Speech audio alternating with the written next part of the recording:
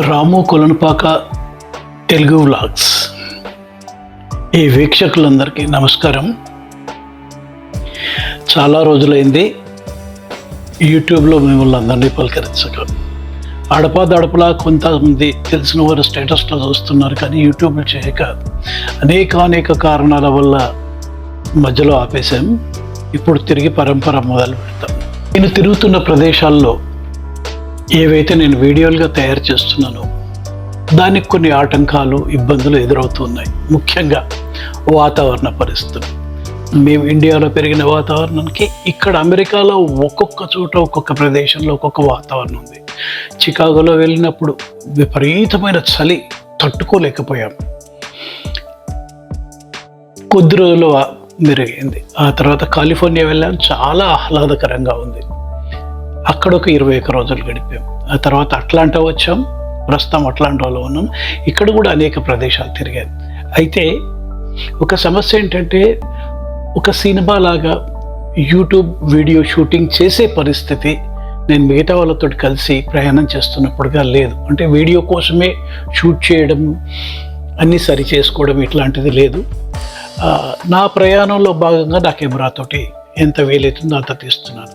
ప్రధానంగా ఇక్కడ ఆంక్షలు, తర్వాత భాష సమస్య. ఇంగ్లీష్ కొద్దిపాటి మాట్లాడగలిగినా కూడా వాళ్ళ మాటలు, వాళ్ళ స్లాంగ్ ఏదైతుందో అది అర్థం కాకపోవడం, నేను కన్వే చేయలేకపోవడం.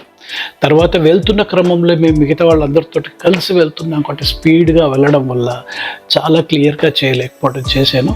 అయినా సాధ్యంత వరకు విజిట్ చేసిన ప్రదేశాలు, అంటే నేను ప్రయాణిస్తున్న సమయంలో ఎక్కువ తీయలేకపోయాను, కానీ విజిట్ చేసిన ప్రదేశాల్లో చాలా వరకు క్లియర్ తీశాను. అవన్నీ కూడా ముందు మీరు రానున్న ఎపిసోడ్లో చూస్తారు. ఇది మొట్టమొదట ఇండియా నుండి అమెరికాకు నేను చికాగోకు చేరుకున్న ప్రయాణాన్ని మీకు ముందు విడుదల చేస్తున్నాను. తర్వాత ఒక్కొక్క ప్రదేశంలో నేను తిరిగిన ప్రదేశాలు కూడా అన్నీ వస్తాయి. దయచేసి రాము కొలనుపాక తెలుగు వ్లాగ్స్ ఈ యూట్యూబ్ను ఆదరించండి, సబ్స్క్రైబ్ చేయండి, లైక్ చేయండి, షేర్ చేయండి, మిగతా వాళ్ళకు కూడా చెప్పండి. అంతేకాదండి, ఇది ఈ చిన్న మన సెల్ ఫోన్లో చూస్తే అంత ఫీల్ కాదేమో. దయచేసి మీకు వీలుంటే టీవీలో చూడండి. ఆ క్లారిటీ, సౌండ్, ప్రదేశాలన్నీ కూడా చాలా బాగా నచ్చుతాయని అనుకుంటున్నాను నేను. Thank you. నమస్తే.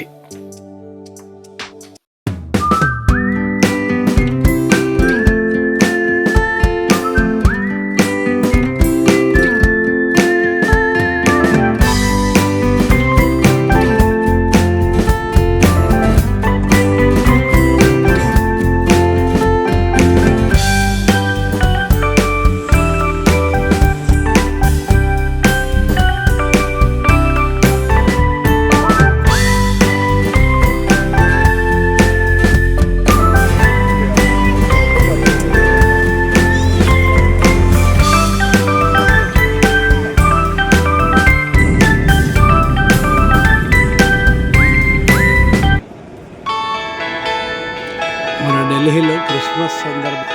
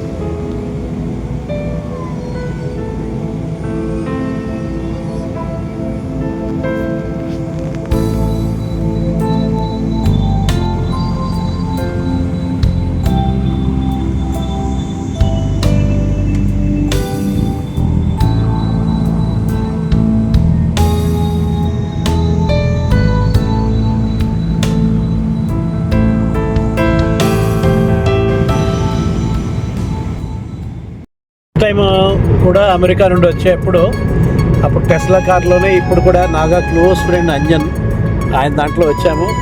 ఈ కార్ చూడండి ఎంత బాగుందో. ఇది ఎలక్ట్రిఫైడ్ కారు. దీనికి మనము ఓన్లీ కంట్రోల్స్ ముందు ఫీడ్ చేస్తే సరిపోతుంది.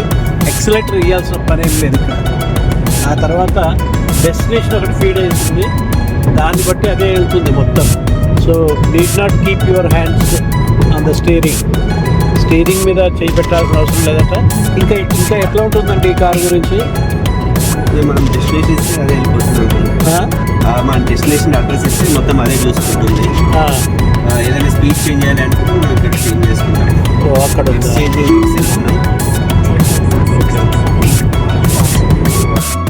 సో ఇట్లా మనము మెయిన్ రోడ్ నుండి వెళ్ళేప్పుడు రైట్కి వెళ్ళాలి కదా, ఆటోమేటిక్గా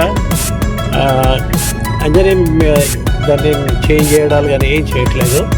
అదే ఇప్పుడు వెళ్తుంది చూడండి, టర్న్ అవుతుంది అదే. సో ఇక్కడ ఫీడ్ చేయడం వల్ల చూడండి, కానీ చాలా బాగుందండి సిస్టమ్. సో మొట్టమొదటిసారిగా మా అమ్మాయి ఇక్కడ సొంతంగా